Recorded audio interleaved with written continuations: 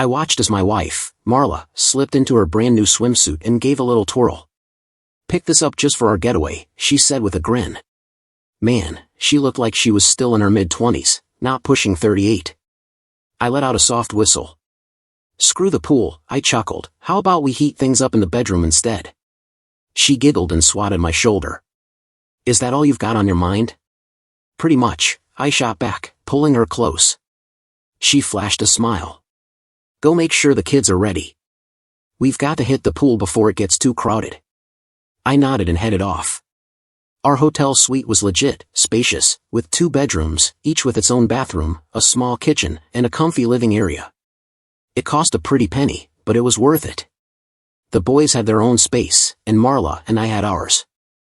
I poked my head in their room, both were good to go, and we all headed out. On the way to the pool, Marla was glued to her phone again. "Did you find something interesting?" I asked. "Nah, just texting the family," she replied. Her parents were still kicking it in Baltimore. Mine were soaking up the sun in Arizona. We got to the pool and splashed around with the kids for a while. I climbed out first, toweled off, and plopped down next to Marla. Then this dude strolled up, tall, polished, probably early 30s. "Mind if I join you guys?" he asked, already settling into the chair beside Marla. There were plenty of empty seats around, so the move felt weird. He handed us a business card, some sales rep for a medical supply company out of Richmond. I glanced at Marla. "Isn't that the company your clinic deals with?" She nodded. "One of them," she said, then turned to him. "Have you ever swung by Baltimore?" "Every few weeks," he said. "My route runs from Richmond to Baltimore." I raised an eyebrow. "What's got you out here?" "Big conference starts this weekend," he said. "I'm in town all week." He mentioned he was from Fredericksburg, married with 2 daughters. "Guess I'm destined to raise girls," he joked. Marla laughed. "Well, Jack here only makes boys." The guy, Cole, ended up sticking around. He joined me and the kids for a round of water volleyball. Seemed decent enough, nothing too sketchy. Still, something about him rubbed me the wrong way. Later, we said our goodbyes. "Fun hanging out," Cole said. "Hope we cross paths again." Back in the room, Marla smirked. "All girls, huh?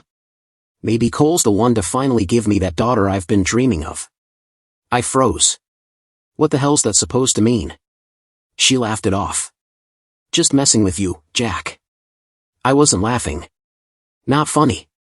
You were the one who pushed for me to get fixed after Tommy was born. Don't joke like that. I don't mess around with cheating." She threw her hands up. "Chill, babe. I'd never do that. I love you." "Love you too," I said, but I meant every damn word about not crossing that line. For a split second, I swear I saw something flicker across her face. Guilt, maybe? Or was I just seeing things? We hung out, got the kids to bed, and started getting ready for sleep. As I brushed my teeth, Marla spoke up. "I'm too wired to sleep. Mind if I hit the pool for a quick swim? Want me to come?" I offered. She shook her head. "Nah, someone's gotta stay with the boys. I'll be quick." "All right," I said. Our room had a view of the pool below. I grabbed my camera, always loved catching Marla on film when she wasn't expecting it. She looked her best when she wasn't trying. I zoomed in as she swam a few laps, then climbed out and sat by the edge. Then Cole showed up, still in his swim trunks and a t-shirt, plopping down right next to her. They started chatting. I swear she glanced up at the windows, like she was checking if I was watching. The glass was tinted, lights off, she couldn't see me. Then she leaned in close. It looked like she kissed him. I zoomed in tighter, but they got up and walked off, out of sight. Maybe she was heading back. Maybe. I shut off the camera, flopped onto the bed, and stared at the ceiling. Did I just see that? Her phone was sitting on the nightstand. I thought about snooping, but if I found nothing, I'd just feel like a paranoid idiot. So, I waited. And waited. 2 damn hours. That's how long it took for her to stroll back into the room. Something was off the second she walked in. I could feel it in my gut. She smelled strange, not booze, not perfume, just wrong, like sweat and something else I couldn't place. I didn't even look at her. "Took you long enough," I muttered. Saw you leave the pool ages ago. She tossed her bag onto the chair, casual as hell. Cole showed up. We grabbed a bite, had a drink, lost track of time. I let out a dry laugh. Yeah, real funny. You don't smell like drinks. You smell like bad choices. She blinked, and that tiny flinch in her eyes said it all. I bolted to the bathroom, locked the door, and barely made it to the toilet before I puked. It felt like I was heaving out my whole damn life, my marriage, my trust, everything. She knocked softly. You okay, babe? Something wrong with your stomach? I wiped my mouth, sweating and dizzy. Yeah, I croaked. My head was spinning with questions. How long had she been sneaking around? Was our whole marriage a sham? Were the boys even mine? Another knock. What? I snapped. You need a doctor? No, I'm fine. Total lie. I cleaned myself up, sprayed the bathroom with air freshener, and walked out, avoiding her eyes. She stepped toward me, probably to play the concerned wife, but I waved her off. We climbed into bed, backs to each other. I didn't touch her, didn't say a word. I love you, she whispered, like it still meant something. I stayed silent. Good night, she added, her voice breaking a little. I heard her sniffle, but I didn't care. Morning came, and I barely slept. Every time I closed my eyes, I pictured her and Cole tangled up, laughing at me like I was some chump. I got up early, dead set on one thing, taking the boys to the amusement park like I'd promised. No way was she ruining that. How you feeling? She asked as we got ready. Better, I said flatly. I'm not feeling great, she mumbled. Maybe I'll sit today out. I shot her a look. I made a promise to the boys. Unlike some people, I keep my word. She looked away, didn't argue. At breakfast, she sat next to me, tense as hell. Then guess who's strutzing like he owns the place? Cole, pulling up a chair right between us. Morning, he grinned, all smug. We're heading to the amusement park, Marla said, suddenly all chipper. Nice. Mind if I come? He asked. I almost laughed in his face. What about your big conference? He shrugged. Just boring seminars today. Marla finally spoke up. Jack wants this to be a family thing. Damn right. Cool, I get it, Cole said, still too friendly. Family time it is, I said, my voice like ice. Maybe next time, he added, all cocky. Keep dreaming, pal. As we walked away, I caught it, a quick glance, a subtle nod between them. Like he was saying, call me later. No shame at all. On the bus, Marla crossed her arms. You were pretty rude to Cole. What's your problem? I stared her down. You want to talk problems? I could ask what kind of deal you were making last night. She flinched at that, like I'd struck a nerve. That's not fair, Jack, she said, trying to sound all soft and innocent. Save it, I shot back. Look, let's just make today about the boys, all right? Can you handle that? I said, my voice flat as a board. Marla bit her lip, eyes searching mine. I don't know what's been eating you, Jack, but I'm sorry, okay? I gave a hollow grunt. Yeah, sure. No hug, no touch, just a cold gap between us, wider than the Grand Canyon. She sighed, clearly annoyed I wasn't buying her act. I hope you're not gonna be this way the whole trip, she muttered under her breath. I just stared out the bus window, jaw tight, not giving her a flicker of a response. We spent the day at the fun fair in San Antonio. I poured everything into making sure the kids had the time of their lives. Barely said a word to Marla. Kept it civil for the boys, but inside, my blood was simmering. I caught her texting more than once, bet my left boot it was Cole. After we grabbed some burgers for lunch, we hopped on the bus back to the hotel. Everyone looked beat. I glanced her way. So, a decent day? She nodded. Could have been better if you'd actually spoken to me. Still reeling from last night, I said, keeping my tone even. She shrugged. Maybe you just need some rest. Yeah, maybe, I mumbled. Rest? Like that'd fix this mess. The rest of the ride was dead silent. Back at the suite, we had a low-key dinner with the kids. I figured I'd try one last time to bridge the gap. I walked over, wrapped my arms around her. Sorry I've been a jerk. let's tuck the boys in early and, spend some time together tonight. She gave a small smile.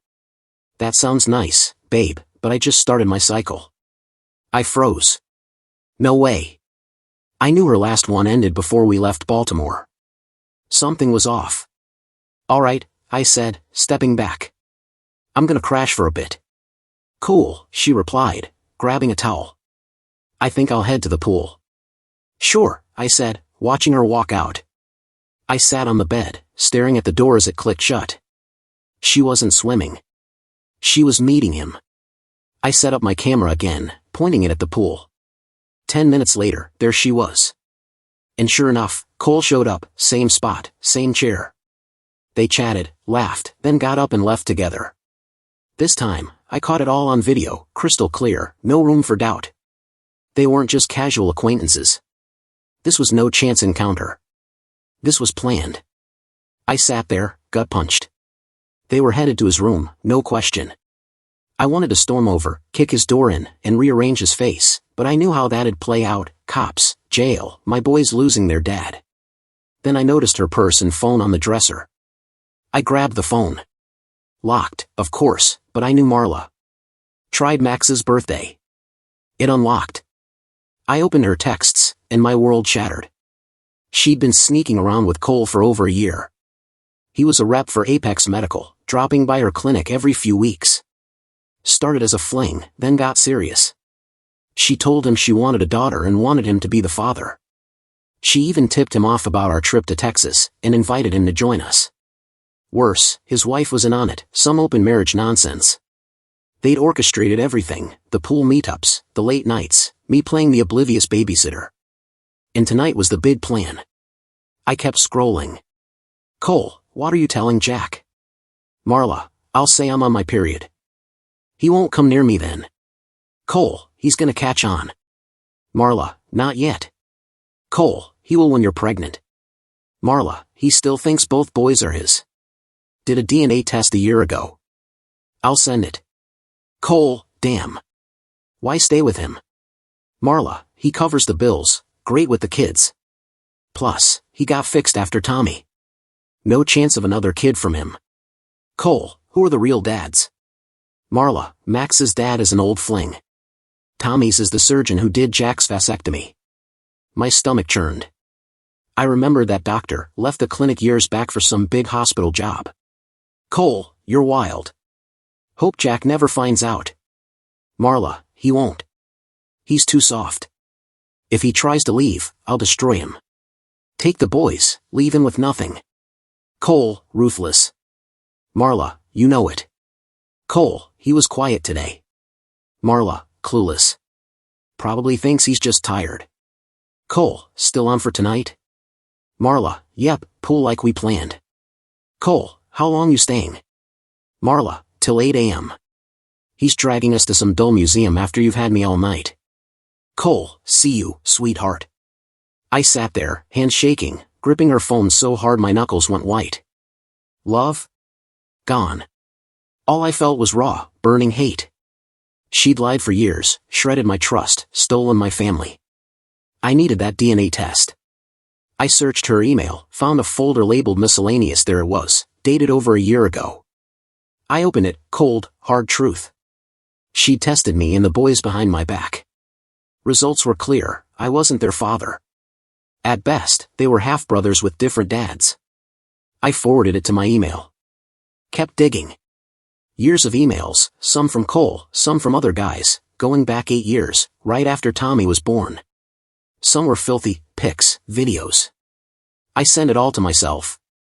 I checked her purse, found birth control pills, half-used. Didn't add up, I had been snipped. Then I found her planner. Marla jots down everything. A few days before we left, she'd written CK, had to be Cole. Same day, stop BC, no J. It clicked. She quit the pills and cut me off, saving herself for him. She was planning to get pregnant by him. I snapped photos of everything, put it all back exactly as it was. Then I just stared at her phone, my head spinning, trying to figure out what the hell to do next. I knew there was more to uncover. Back at work, we'd once caught a coder leaking secrets, and we used tracking software to nail him, calls, texts, GPS, the works. I still had access to that tool. If Marla wanted to play dirty, I was ready to fight fire with fire. I set up a new account and installed remote tracking on her phone. In minutes, I had full access. I added an app to record and transcribe every call, probably not legal, but I was past caring. Threw in a GPS tracker, too. Her phone would ping me 24/7. Then I fired up my laptop and searched for flights. I was getting out of Texas with the boys. Found a red-eye to Baltimore, leaving just before midnight. 4.5 hours. With the time difference, I'd have enough time to pack, get to San Antonio International, and clear security. By the time Marla rolled back, we'd be long gone. I called her folks, Ron and Ellen. We'd always been close, they treated me like their own son. Ellen answered. "Hey, Mom," I said. "Sorry it's late. I need a big favor." "Of course, Jack," she said, her voice steady. "Everything okay out there?" "Not really. I'm flying home tonight. Can the boys stay with you for a week?" "I'll explain when I get there." "They're always welcome," she said softly. "Is something up with you and Marla?" "I'll tell you later. Just please, don't tip her off." "My lips are sealed," she promised. I hung up, tossed my stuff into a suitcase in 5 minutes flat. Anger fueled me. Then I went to the boys' room and gently shook them awake. "Come on, guys. Pack up. We're heading out." They stirred, groggy and confused. "Why?" Max asked, rubbing his eyes. "Emergency," I said. "We're going home. You'll stay with Grandma and Grandpa." Tommy blinked. "Where's Mom?" Before I could answer, Max spoke up. "With that cold guy." I froze. "How do you know?" "She's been texting him all day, Dad," Max said. "Didn't you see?" I thought back to the funfair, her eyes glued to her phone. "Yeah," I muttered. "Let's move." We packed in a hurry. Before we left, I scribbled a note and left it on the nightstand. "Marla, you weren't here when we woke up. Took the kids out. Might be late. Jack." No warmth, no love, just words. Wonder if she'd even care. I took the boys downstairs, settled the hotel bill, handed in the key, and told the desk clerk my wife was still in the room, no idea when she'd be back. "Hope you enjoyed your stay," the clerk said with a smile. "Sure," I said, voice dead. Outside, an airport shuttle pulled up. I waved it down, and the driver loaded our bags. We checked in, slogged through security, and made the flight. On the plane, the boys passed out hard. Me? Not a wink. I pulled out my tablet and started reading up on Maryland divorce law. No fault state, but cheating could shift things. It'd be costly, ugly. I'd probably still owe child support, but with my evidence, maybe I could dodge it. Still, I raised those boys, biology or not, they were mine. Property would likely split 50-50ths. She'd probably get the house in custody, me weekends. Maybe I could make her buy me out. She'd struggle, but she could swing it. What I needed was a top-notch lawyer, not some cheap rookie. A bulldog. I texted Ron, her dad, a corporate lawyer, asking if he knew someone who could fight dirty. I opened the tracking app. Marla's phone was fully synced, texts, photos, videos, emails, call logs. I could dig deeper, but I was tapped out for now. No way was I letting her and Cole skate free, though. Cole said he lived in Williamsburg. I looked him up, found an address and number, Cole and Melissa Harper. Since Melissa was in on their open marriage nonsense, she deserved the truth, too. I powered down the tablet, leaned back, and shut my eyes. Next thing I knew, we were touching down in Baltimore. We grabbed our bags, and I called Ron and Ellen. "We're back. Heading to your place now." They met us at the door, hugged the boys tight, and ushered us in. I dropped the bags in the hall. Ellen pulled me into a warm embrace. "What's going on, Jack?" she asked. "I thought you two were solid." "So did I said. It was all a lie." Ron stepped in. "What do you mean?" I handed him the tablet, DNA test, texts, Cole, the whole ugly mess. Ellen gasped. "My God, how could she do this? I thought she left that nonsense behind after you two got married." "What do you mean?" I asked, frowning. Ellen sighed. Marla was wild in her younger days. Started in high school, got crazier in college. You know those spring break girls who go nuts for the cameras? She was one of them. I nodded slowly, my stomach twisting. She was engaged once, too, Ellen continued. Didn't last. Said they drifted apart. She never told me that, I said. Ellen turned to Ron. What was his name again? Todd. Todd Ramsey, Ron said. Ellen pulled out an old photo album, flipped to a page. There was Marla, prom night, beaming next to some guy. Todd. My gut dropped. He looked like Max's twin. Ellen, I said, holding up the photo. Tell me that's not Max's spitting image. She stared. Lord, you're right. Ron nodded. Could Todd be his father? Maybe, I said. Only a test would confirm it. Is he still around? Ellen nodded. His family owns a butcher shop in town. Been there forever. As far as I know, he still works there. She scribbled the shop's name and address on a scrap of paper. We'll track him down, I said under my breath. I turned to Ron. You know a good divorce lawyer? I do, he said, pausing. Are you sure this is the path you want? Damn sure. She's been lying for 13 years, lying about my boys, and now she's off with some salesman in a hotel room. Ron sighed. I hear you. You've been nothing but good to her. You're like a son to us, but she's still our daughter. Just promise me one thing. What? Don't hurt her. Not physically. I met his eyes. I won't. I swear. Thank you, he said quietly. Come to dinner tonight. Just us and the boys. We'll figure this out. I'll be there, I said. He handed me a business card. Laura Bennett, attorney at law. She's fierce. Helped me with a corporate case. Don't mess around. Call her Monday. Thanks, I said. One more thing, don't tell Marla I'm back. Our lips are sealed, Ellen said firmly. I hugged the boys, promised I'd see them later, and got in my car. I drove to the house I used to call home. It felt quiet, empty, like a shell without them. Every corner of the house held a memory, cooking dinners, laughing over movies, snuggling on the couch. Now it all felt like a lie. I trudged upstairs, caught my reflection in the mirror, pale, eyes sunken, stubble rough, a broken man staring back. Damn, I muttered. I look like death warmed over. I brushed my teeth, collapsed into bed, and passed out in seconds. Woke up at 1:30 p.m., way later than I meant to. Must have been more drained than I realized. I splashed cold water on my face, hit the bathroom, and thanked God it was Sunday. Couldn't call a lawyer yet, but I had one big task to tackle. Check my phone, nothing. No texts, no calls. Marla hadn't even tried to reach me. Typical. Probably saw my note and went right back to cozying up with that sleaze. After a shower and clean clothes, I grabbed my tablet. Her phone had logged a new call, timed right after she'd likely read my note. It was to a 757 number, Williamsburg, Coles area. I played the recording, scanned the transcript. She was planning her day and night with him. GPS pinned her at the hotel still.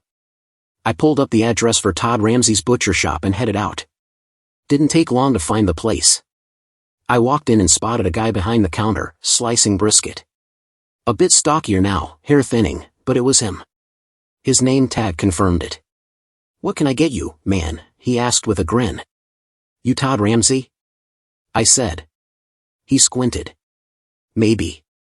Who's asking? You with the tax folks or something? I chuckled. Nah, nothing like that. All right, I'm Todd, he said, peeling off his gloves and offering a handshake. And you're Jack Warren, I said, gripping his hand. Good to meet you. You too, he said. So, what's up? Couple things, I said. First, you know Marla Pierce? Todd nodded. Yeah, from high school and college. Heard she settled down. She did, I said. With me, 13 years back. His face fell. Damn. Heard you two were engaged, I said. He nodded.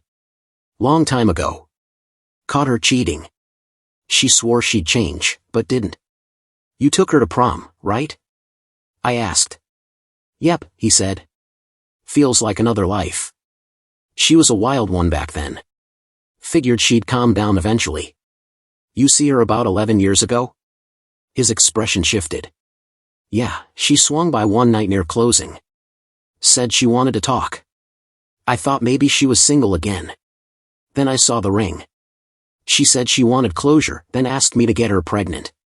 She say anything about her husband? I pressed. He hesitated. Said he was into her fooling around. Some kind of kinky game. Didn't sound right.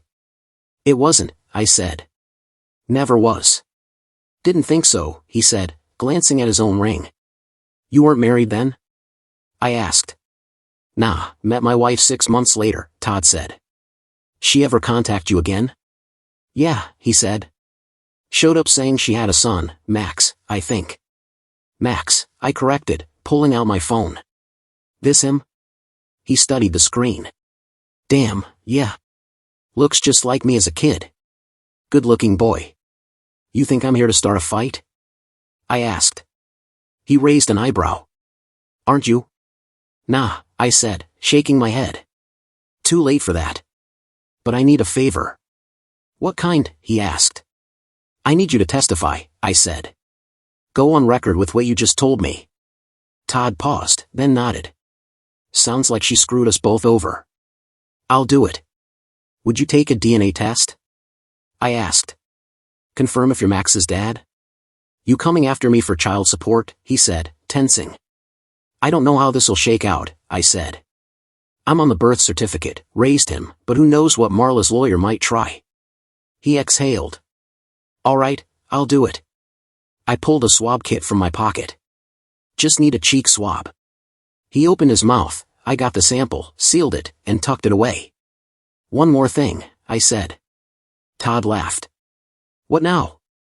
A pound of brisket. I'll pay, I said. He grinned. Man's got taste.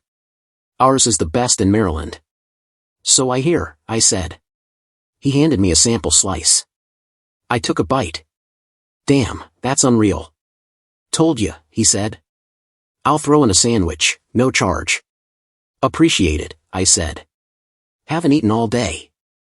He wrapped the sandwich, weighed the brisket, and rang me up. I paid for the meat. Jack, Todd said. You seem like a stand-up guy. Sorry you're dealing with this. Hope it works out. Thanks for being real with me, I said. Catch you later. I nodded and walked out, chomping on the sandwich as I headed to the car. Back home, I stashed the brisket in the fridge and finished the sandwich. Then I grabbed my tablet and checked Marla's phone again. Nothing new, no texts, no calls, not even a where are you? Like we didn't matter. I opened her emails, started from the top. That's when I found them, messages from Dr. Hargrove, the guy who did my vasectomy. His words hit like a freight train. I don't want details about the kid, he wrote. Have you told your husband like I said? Yes, Marla replied. He's fine with it. I told him I've been struggling with Tommy, and he said he'd do anything to help. Good, Hargrove wrote. I'll take care of it. He won't be able to have kids after I'm done. Then he asked, why don't you want kids with him? Her reply turned my stomach. Seriously? Have you seen him? You think I want his genes in my kids? I sat there, frozen. My wife, the woman I trusted, schemed with a doctor to sterilize me, making me think it was my choice. Not because we couldn't afford more kids, not because parenting was tough, because she didn't want my blood in her children. That cut deeper than anything. Why the hell did she even marry me? I dug deeper, found more emails, more photos, more videos, all backed up to a flash drive for court. Turns out, after Hargrove left the clinic, Marla hooked up with at least 5 other guys while I was out of town. I didn't travel much, 3, maybe 4 times a year, usually to test software or check flight systems. Then came Cole. He and his wife were into some open relationship crap. They invited us to join, but Marla told them I'd never go for it, so she kept it going behind my back. I leaned back, stunned. How did I miss this? Was I that clueless? How long would she have kept this up if I hadn't caught her? Worse, how do I break this to the boys? Damn her, I muttered. Damn her to hell. I checked the time, almost dinner. I showered again, feeling filthy just from reading that garbage. When I got to Ron and Ellen's, I rang the bell. Ron opened the door. "There's our guy," he said. The boys rushed over, wrapping me in a tight hug. I held them close, my heart aching. God, I love them. Man, I wish to God those boys were mine. We sat down for dinner, then moved to the living room. Max looked up at me, his voice barely above a whisper. "Dad, are you and Mom splitting up?" "I'm afraid so, buddy," I said, my heart sinking. "Did I mess up somehow?" he asked, eyes welling up. "No way," I said, pulling him close. "You and Tommy are the best. I love you both more than life itself." "Then why?" he pressed. "Don't you love Mom anymore?" "It's complicated, son," I said gently. "Sometimes grown-ups have issues that can't be fixed. But my love for you? That's forever." I wrapped both boys in a tight hug. Even without the full story, they knew life was about to change forever. "All right," I said. "Why don't you guys head upstairs and get ready for bed? I need to talk to Grandma and Grandpa." "Okay," they mumbled, trudging off. Once they were out of earshot, I grabbed my tablet. "You ready for this?" I asked Ron and Ellen. "As ready as we'll ever be," Ellen said, her face grim. For the next hour, I laid it all out, texts, photos, emails, videos. They didn't blink, but I could see the anger burning in their eyes. "She's been at this our whole marriage," I said. "That explains last summer," Ellen said softly. "What do you mean?" I asked. "That week you were at Lackland Air Force Base," she said. "Marla dropped the boys off, said she had a work party, asked if they could stay over. Didn't see her again till Sunday." I thought back. That trip was 5 days. I pulled up the dates, found the emails. Marla, Cole, and his wife Melissa had gone on a weekend trip. I showed them the messages. "I'm sorry, Jack," Ron said. "You didn't deserve this. You've been a damn good husband and father." "Thanks, Dad," I said. "I hated dragging you into this, but now you see why I'm done." "I called Laura already," Ron said. "She said if you're at her office by 7:30 tomorrow, she'll see you first thing." "Appreciate that," I said. "I'll be there."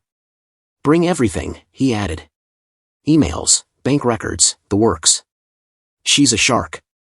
"I'm not doing anything dumb," I said. "What about the biological fathers?" Ron asked.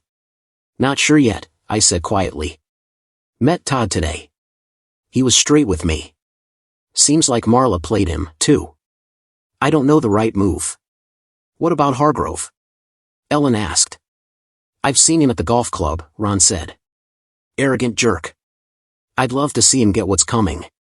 I gave a dry laugh. "You and me both." I glanced at the clock. Still got a lot to do. I should head out. "Mind if I say goodnight to the boys?" "Of course not," Ellen said with a warm smile. I went upstairs. The boys were in bed, eyes still open.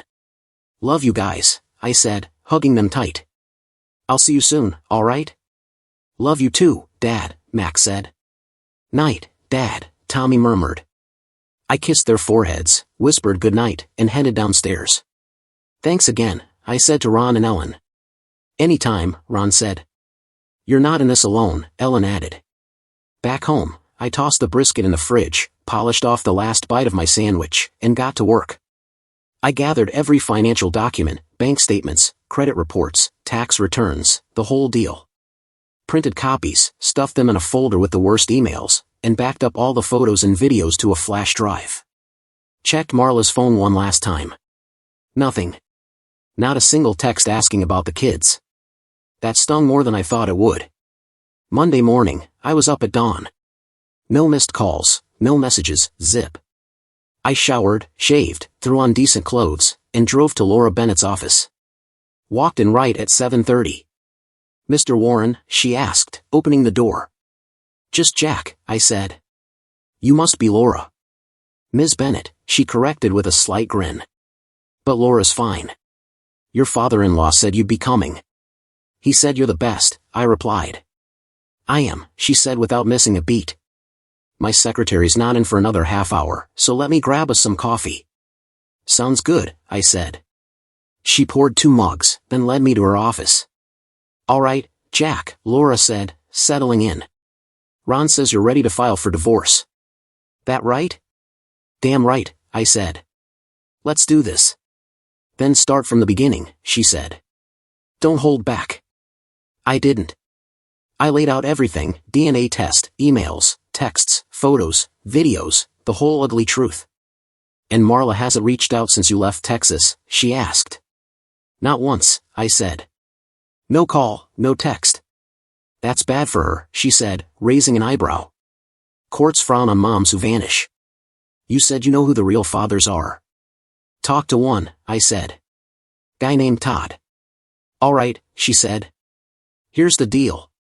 Divorce isn't about justice, it's about money. Moms usually get custody, dads pay support, sometimes spousal support too. Property's typically split 50-50ths. If she keeps the house, you might get a buyout. Even if I'm not their biological dad? I asked. You raised them for 10 years, Laura said. Courts care about that. But we can fight. She flipped through the folder. You said the younger one's father is Dr. Hargrove? Yeah, I said. Same guy who did my vasectomy.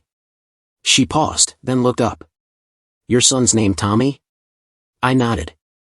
Then it hit me. That snake, I muttered. She named him after his real dad. And she pushed you into getting sterilized? Laura asked. She did, and he performed the surgery himself. That's huge, she said, scribbling notes. Let me dig into that. She wrote for a moment, then met my eyes. I'll file for joint legal custody. She'll likely get physical custody, but I'll push for minimal support. I'll also request a buyout for your share of the house and no spousal support. Will the court make us do counseling? I asked. Possibly, she said. Some judges push for counseling as a default, Laura said. Would you be open to it? Hell no, I said, my voice flat. Marla's been lying since we got married, about the boys, the vasectomy, everything. There's nothing left to salvage. Understood, Laura said. Just be ready if the court brings it up. I nodded. What about more DNA tests? I asked.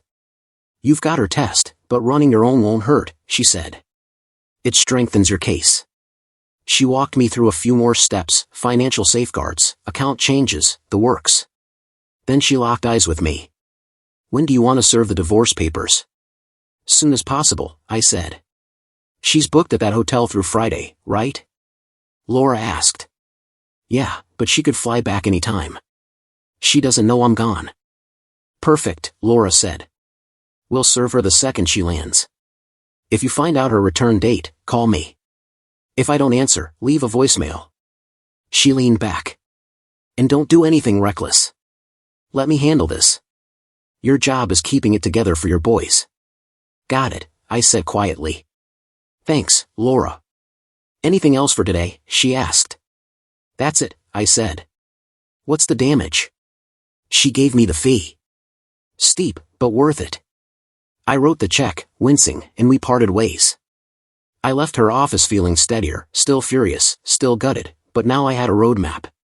On the way home, I hit the bank, followed Laura's advice, withdrew half the cash from our joint account, opened a new one in my name, paid off our shared credit cards, closed all but one, and got a new card for myself.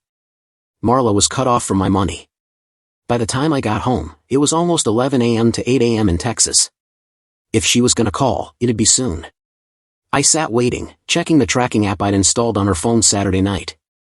Around 8:15 a.m. Texas time, my phone lit up. It was her.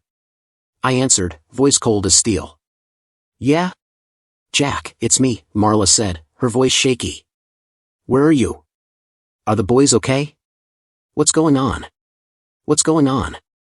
I snapped. You're really asking that after 36 hours of radio silence? I didn't know what to say, she stammered. I knew the boys were safe with you, and you hate using your phone. Bull, I cut in. You were too busy with Cole to notice we were gone. Don't play innocent, you're terrible at it. That's not fair, she protested. Fair? I barked. You want to talk fair after lying to me for years? I know everything, Marla. She went quiet. Know what? She whispered. The DNA test, idiot, I said, teeth clenched. The boys aren't mine. Not even close. And I know who their real fathers are. You lied, you schemed, you stole my family. Jack, please, listen, you don't understand, she tried, sounding desperate. No, you don't understand, I shot back. You threw it all away. You trashed our marriage for what? A fling and some fake charm? I didn't mean for this to happen, she said, her voice breaking. Too late, I said sharply. I've already got a lawyer. Divorce is happening. I'm done. No, Jack, please, she begged. I don't want a divorce. I can fix this. You don't get to fix anything, I said. You broke it. You shattered it. I'm not cleaning up your mess anymore. Let me come home, she pleaded. We can talk, work it out like adults.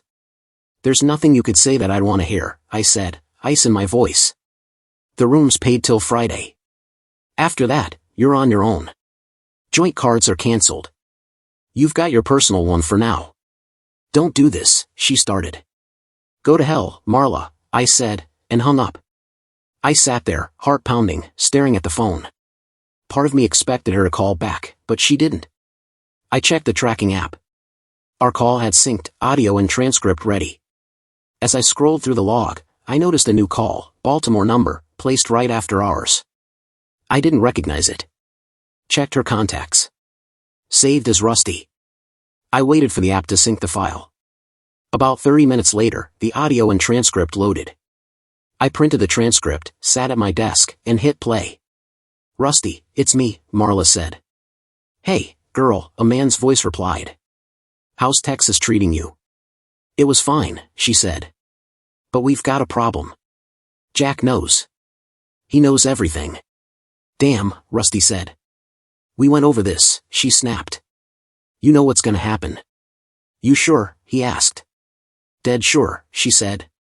It's gotta be Thursday night. Why Thursday? 2 reasons, she said. First, I'm sending him something tonight. He'll get it tomorrow.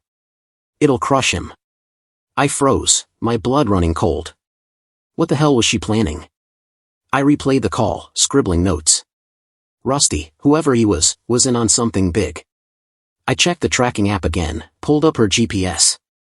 She was still at the hotel in San Antonio.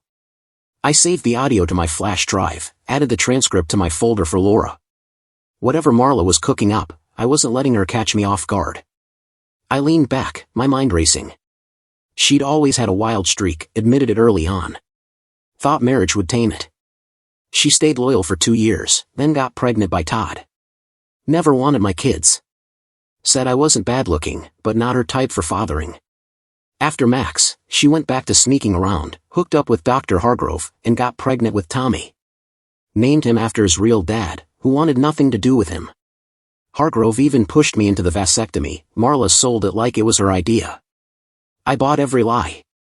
After Tommy, she kept her affairs quiet, careful enough to keep me in the dark. Thought she'd skate by forever. Then Cole came along. Not his real name, just what they called him. Started as a fling, then he started paying her for favors, shady stuff, probably illegal. She stashed the cash, built a nest egg in case I ever walked. Got DNA tests to prove the boys weren't mine, kept them ready to use against me. Didn't care how I'd take it. Thought I'd just roll over like always. But I didn't. When I called her out, she lost it. We'd been through rough patches before, and I'd always backed down. She didn't expect me to push for divorce. She even called me names, acting like I had no right to be mad. Now she was plotting something for Thursday. Panic was setting in. She knew if I had all the evidence, she could be in deep trouble. I had to stay one step ahead. I sat at my desk, heart pounding, listening to the call between Marla and this Rusty guy. He won't fight back, she said. I'm out here till Friday, but knowing Jack, he'll slap me with divorce papers the minute I land. Divorce? Rusty asked. Yeah, she said. He found out about Cole. He's gearing up. What are you sending him? He thinks I'm wild, she said. I'm gonna show him just how wild I can get. Rusty laughed. Well, you are, aren't you? She giggled. Sure, but he doesn't know the half of it. So, Thursday night? Rusty confirmed. Make it look like a break-in? Exactly, she said. You've done this before. He doesn't keep a gun in the house. He wanted one, I said no. Good, Rusty said. What about the kids? I don't want them hurt, she said. But no witnesses, got it? Yeah, he said. What's my cut? He's got $1 million life insurance policy, she said. Plus $500,000 from his job. I'll give you $100,000. Rusty scoffed. That's a big risk. Make it $250,000, and we're square. She paused. Fine. So, he said, you want me to take out your husband, maybe the boys, for $250,000, Thursday night, staged like a robbery? Yes, she said. Just you, no one else, no mistakes. This has to go right. And when you're back, he asked. We'll celebrate, she laughed. Celebrate what? D-Day, she said. The day Jack's gone. They both laughed. Gotta go, she said. No calls till I'm back. I'll play the heartbroken widow. No one will suspect a thing. I'll text when it's set, he said. Can't wait, she replied. Later. The call ended. I sat there, shaking. She wanted me dead. Maybe the boys, too. For money. For freedom. I sent the audio and transcript to Laura, then called her. She answered on the second ring. Laura Bennett, she said. It's Jack, I said. I just sent you 2 files, audio and transcript. Marla and some guy named Rusty. They're planning to kill me Thursday night. What? She gasped. Are you for real? Dead serious, I said. Listen to the tape. Read the file. How'd you get this? I'll explain in person, I said. I just finished a case, she said. I'm heading to the office now. Meet me there. I'm clearing my day and calling the DA and my PI.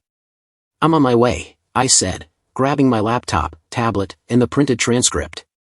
When I got to Laura's office, she was waiting with 2 men. Jack, come in, she said, waving me inside and shutting the door. This is Tom Carver, my PI, and this is Evan Holt, Assistant DA. Mr. Warren, Evan said. How'd you get that recording? I put a tracker on her phone, I said. Texts, emails, calls, it all syncs to the cloud. Everything's backed up. Is the phone in your name? He asked. Yeah, I said. I pay the bill. It's my line. I don't use it for anything shady. Would you swear to that in court? Hell yeah, I said. You can have full access. I'll talk to my boss, Evan said. Do you know who this Rusty guy is? Not exactly, I said. But they had a thing a while back. I've seen emails. He sent photos and videos. Show me, Evan said. I connected to Laura's Wi-Fi, logged into the tracking app, and opened the archive. In the miscellaneous folder, I pulled up an email with a video attached. We watched it. Rusty's face appeared. Damn, Tom muttered. I know him. Who is he? I asked. Russell Tate, Tom said. Captain with Baltimore PD. You sure? Evan asked. Positive, Tom said. Evan leaned in. Yeah, I think you're right. Can you print this? He asked Laura. She nodded and printed a color copy. Evan turned to me. Can I get full access? Absolutely, I said, handing over real-time credentials. We should consider protective custody for Jack, Evan said. No way, Laura snapped. He's got kids. Locking him up makes him a sitting duck. Tate would track him down faster. I've got 2 guys who can watch him, Tom said. Do it, Laura ordered. Evan looked at me. Any idea why they want you gone so bad? I opened my laptop and showed the emails between Marla and Tate. I don't know what this means, I said, but I found it in her inbox. Laura and Evan scrolled through. Evan's eyes widened. Holy hell, he muttered. What? Laura asked, leaning in. We've been working with the DA on a black market pill case, Evan said. Months of dead ends. These emails suggest Marla might be the source. He looked at me. Where does she work again? Nurse at a private clinic here in Baltimore, I said. Evan's jaw tightened. You think she's tied up in it? I asked. Looks like it, he said. And Tate's involved too. If she thinks you're onto this, that's probably why they want you out of the picture. He turned to Laura. You sure about no protective custody? Positive, she said. It'd make it easier for Tate to find him.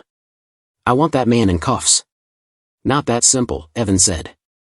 He's a police captain. We need internal affairs, have to go through channels. Takes time. We don't have time, Laura snapped. Tate's planning to hit Thursday night. That's less than 3 days. What do you want me to do? Evan asked. Call your boss, Laura said. He's probably still at lunch, Evan said. No, he's not, Laura replied. He's walking to his car. Call him, speakerphone. Evan sighed, pulled out his phone, and dialed. Morrow, a man answered. Boss, it's Evan Holt, he said.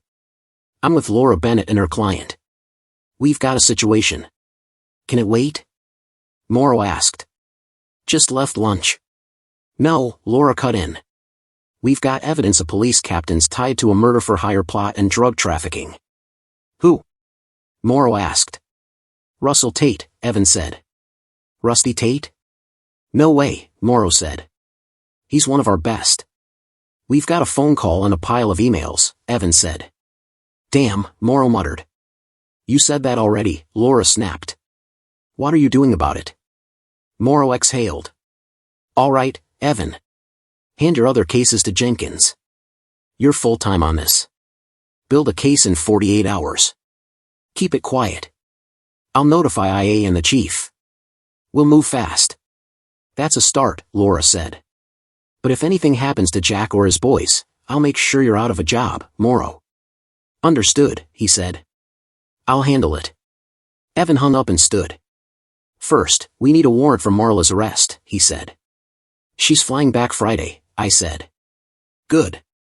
I'll call Texas PD to grab her at the airport, Evan said. Need my contact info? I asked. He nodded. I jotted down my number and address. He pocketed it. One more thing, he said. We'll need to search your house. All right, I'll get a warrant and keep you posted, Evan said, shaking my hand before heading out. Laura looked at me. Well, Jack, your divorce just got a hell of a lot messy, eh? No kidding, I said, letting out a heavy sigh. Sorry, I'm just furious. I would be too, she said. What about custody in the house? She can't pay support from a cell, right? Probably not, Laura agreed. We'll sort it out. For now, go be with your boys. I'm on it, I said. Just then, Tom walked back in. You got a security system? He asked. Yeah, just a basic alarm, I said. Window bars? Nope. You should get some, he said. And an armored door. I know a guy. You can rip it all out later. All right, I said.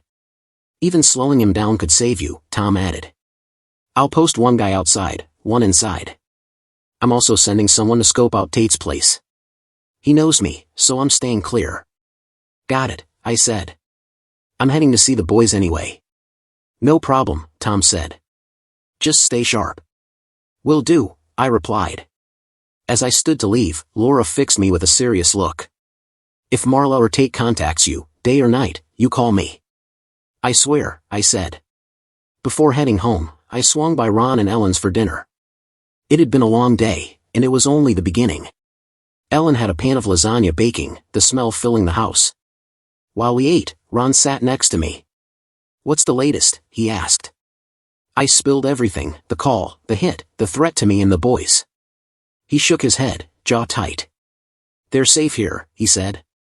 You got a gun? No, I said. Marla never let me buy one. Said she didn't trust them. Damn, he muttered, standing up. He returned a minute later with a 12-gauge shotgun. You know how to handle this? He asked. Yeah, I said. Marine Corps. My old man had one just like it. Good, he said. It's loaded with rock salt. Won't kill, but it'll hurt like hell. Take it. What about you? I asked. He grinned. Got 2 more, plus an AR-15. We're covered. Thanks, Ron, I said. Anytime, he replied, his face turning serious. I'm sorry as hell about this, son. Not your fault, I said. You didn't make her do any of it. I just don't know how to tell the boys. Tell me what, Dad? Max said, standing in the doorway. I looked up, waved him over, and pulled him into a hug. Max, I said, I've never lied to you, and I won't start now.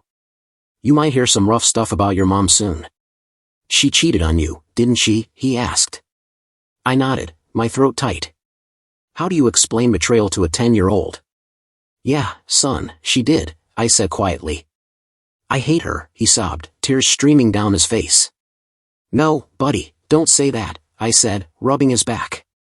She did something awful, but she's still your mom. But you hate her, he said. I can tell. I sighed. It's different, I said. What she did was meant to hurt me. But if she hurt you, doesn't that hurt me and Tommy too? He had me there. I didn't know what to say. She's hurting us all, I said. She might not see it now, but she will someday. He hugged me tight, face buried in my shoulder. I love you, son, I whispered. I love you too, Dad, he mumbled. We stayed like that for a bit. Then my phone buzzed, Evan's number. We're ready to search your house, Mr. Warren, he said. Thanks, Evan. I'm coming, I replied. I set Max down gently. Tommy had wandered in too. I hugged them both, kissed their foreheads, and said goodbye. Ron shook my hand at the door. Ellen gave me a tight hug. Keep us in the loop, she said. I tossed the shotgun in my trunk and left. When I got home, Tom's crew was finishing up. They'd installed iron window bars and an armored door. The lead guy handed me the keys. I signed the paperwork, charged it to my card. The bars didn't look half bad, might even keep them. Inside, I went to my office, unloaded the shotgun, propped it against the wall with the barrel open, and locked the shells in a drawer. Soon after, Evan arrived with a team.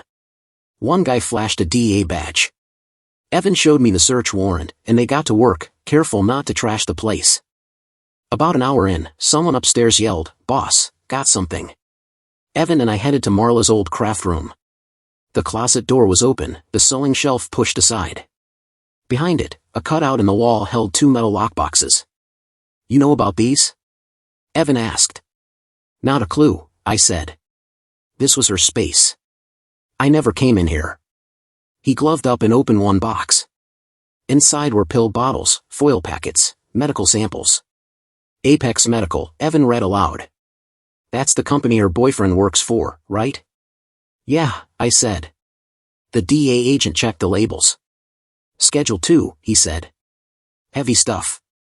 We'll need to hit her clinic, Evan said, then opened the second box. Stacks of $100 bills. He counted quickly. About $120,000, he said. Then he pulled an envelope, bank records for a hidden savings account with another $150,000. She was structuring deposits, Evan said. Moved it in small amounts over a year. You know anything about this? Nothing, I said. He handed the boxes to a tech for prints. Then he opened a desk drawer, found more files and a mailbox key. He bagged the key. This room's a crime scene now, he said. We'll seal it when we're done. No one touches it. Understood, I said. If Tate moved any of this across state lines, it's federal, Evan added. What about him? I asked. If we find his prints here, he's done, Evan said. We'll see what turns up. Stay vigilant. Call if anything happens. I will, I said. A couple hours later, most of the team cleared out. Tom and one of his guys stayed. Tom walked over. My guy followed Tate to a mailbox store. He dropped off a lunch bag. 10 minutes later, another guy picked it up. We got photos. The box is registered to Tate. You tell Evan? I asked. Yeah, he said. I shook my head. Why's a cop throwing his life away for this? I've got a hunch, Tom said. But I need more time. He waved a guy over. Jack, this is Greg Holt. He's staying here tonight and going wherever you go. Another guy's watching outside. I shook Greg's hand, lean, quiet, the kind who sees everything. Ex-Navy SEAL, Tom said. If something goes down, do what he says. Got it, I said. Good, Tom said. I'll check in later. Call if anything changes. He left. I turned to Greg. Sit down, man, I said to Greg, motioning to the couch. I brewed some coffee and ordered a pizza for us. We ate, flipped on the TV, and traded a few stories. Greg was reserved at first, but he turned out to be a solid guy. Around 9 p.m., I checked Marla's phone activity through the tracking app. Nothing new. I grabbed the shotgun, made sure Greg was good, and hit the sack. At 4:15 a.m., my tablet pinged. A new email. I rubbed my eyes and opened it. It was from Cole. Short message, watch the video. I hit play. Marla was in the middle of some wild scene with multiple guys. I scrubbed back to the start. She leaned into the camera, smirking. What do you think of your wild wife now, loser? Like the show? Hope so, because you'll be gone by Friday. Rusty's coming for you. Then I'll cash in your insurance money and live it up forever. Whoever, whenever. She flipped the camera 2 middle fingers. Screw you and your dumb family trip. Then she laughed like it was a game. I sat there, stunned. I forwarded the video to Laura and called her immediately. She answered on the first ring, voice groggy. Morning, Jack. You okay? No, I said. Marla sent me a video. It's disgusting, but she admits she's setting me up. What? Laura said, suddenly sharp. I sent it to your email. I'm checking now, she said. Be here at 7:30 if you can. I'll be there, I said. Sleep was out of the question after that. I got up, showered, shaved, threw on clothes. Downstairs, Greg was already up, watching the morning news. Coffee? I offered. Yeah, thanks, he said. I made breakfast since it was early. We ate at the kitchen table, news droning in the background. Gotta meet my lawyer, I said. You're coming, right? Yep, Greg said. That's the plan. Need to clean up? Already did, he replied. I poured us 2 coffees to go, grabbed my keys, and we headed out. At Laura's office, she was waiting with Evan and Tom. Morning, Jack, Laura said, waving me in. Morning, I replied, glancing at Evan. You look beat. Haven't slept, he muttered. We watched the video, Laura said. What she says? That's a confession. Damn right it is, Evan said. She threatens the kids too. What did your boss say? I asked. He's all in, Evan said. Warrant for Marla went to Behar County last night. Feds got one for Cole too. They're both being picked up this morning. My team's handling extradition. That was quick, I said. We move fast when kids are at risk, Evan said. Thanks to Tom and the DA. We're also moving on Tate. Cops are at his place now. Think he'll go quietly? I asked. Doubt it, Evan said. But we're prepared. Why'd he even get into this? I asked, shaking my head. He's a cop. Broke, Tom cut in. Divorced, drowning in legal debt. Needed quick cash. Evan checked his watch. Gotta go, he said. Feds are raiding local clinics today, and Cole's getting hit hard. He looked at me. Call if anything changes. Will do, I said, shaking his hand. After Evan left, Laura turned to me. This shifts your divorce case, she said. No judge will give her custody now. If she's locked up, your leverage skyrockets. Should we file yet? I asked. Let's hold off, she said. If she's in jail, we'll have the upper hand. But we still need to deal with the biological fathers.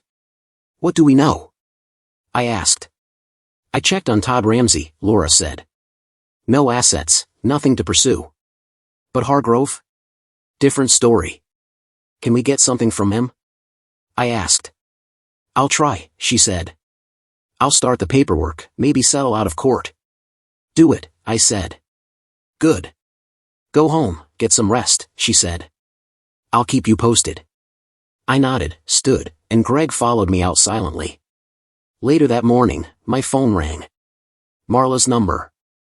I braced myself and answered. What? I snapped.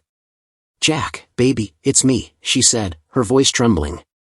"No kidding," I said, cold as ice. "What do you want?" I got arrested," she choked out. I paused, letting the silence hang. "Yeah, that's what happens when you try to have your husband and kids killed," I said, my voice sharp but steady.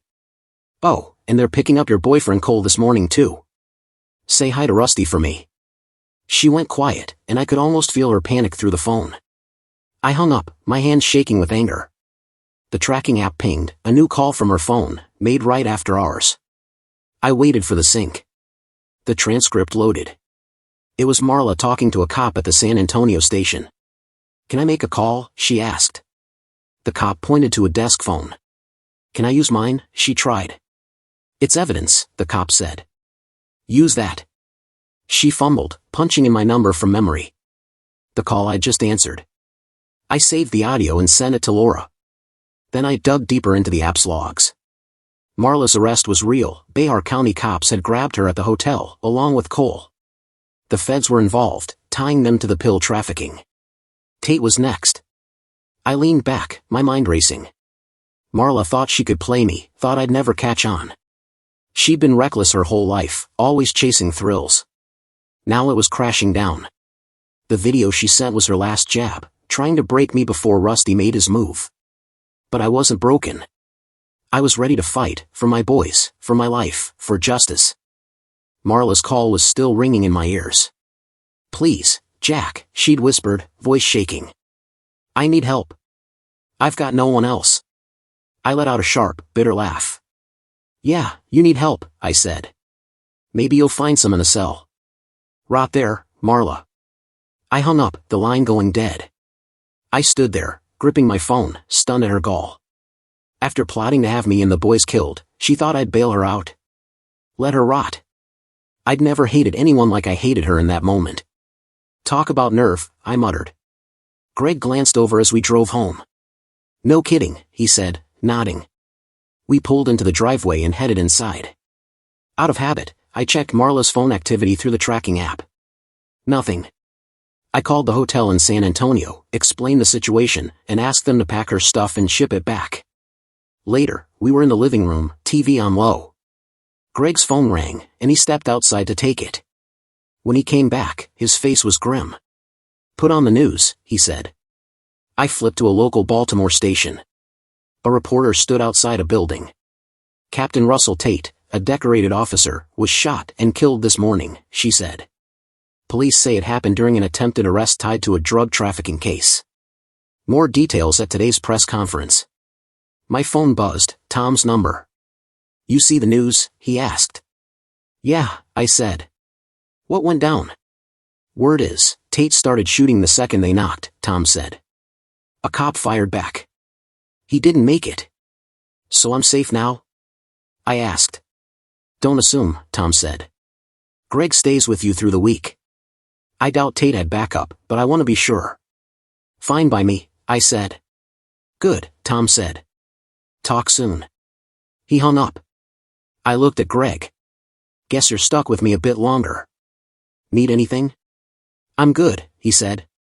"Thanks." I leaned back, exhaling.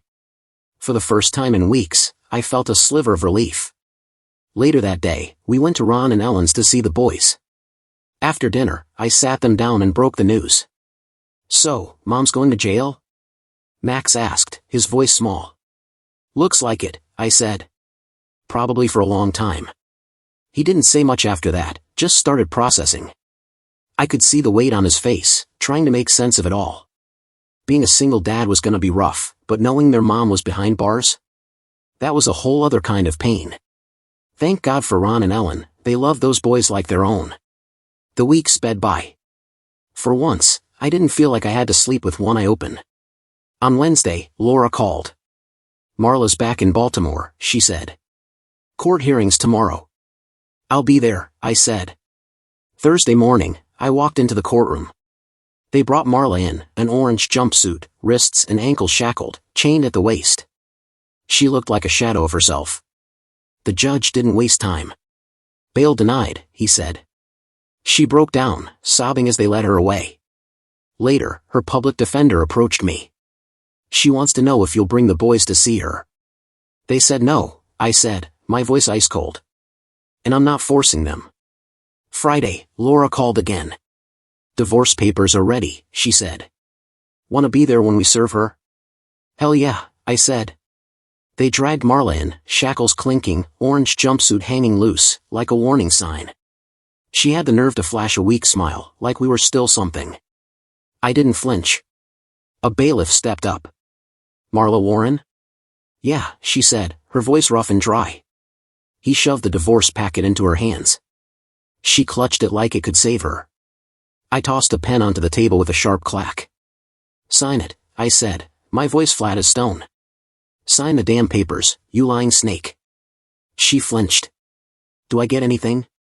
I let out a short, bitter laugh. What the hell do you think you deserve? A reward for torching my life? She stayed quiet, smart, for once. Can I see the boys? She whispered. I leaned in, slow and deliberate. They don't even mention you. You're a ghost to them. A stain. They're better off acting like you never existed. Her eyes welled up, but I didn't care. And Tate? She asked. He's dead, I snapped. Hope his face haunts you every damn night till you're gone. She opened her mouth. I didn't mean, shut it, I barked. You don't get to play sorry now. You chose this. You lied, cheated, made me question my own kids. You broke something in me I'll never get back. I'm sorry, she choked out. Please, Jack, I loved you. I slammed my fist on the table, hard enough the bailiff stepped forward. Don't you dare say that word, I said. You don't know what love is. You're poison dressed up as a person. She cried, loud and messy, like she still had a heart. Pick up the pen, I said, and sign every damn page Laura marked. Now. She signed, hands trembling, tears dripping, silent. When she finished, I snatched the packet and handed it to the bailiff. Thanks, he said. We'll file these today. I stared at her one last time. One question, I said. She wiped her nose. What? Why? Her eyes were red, empty.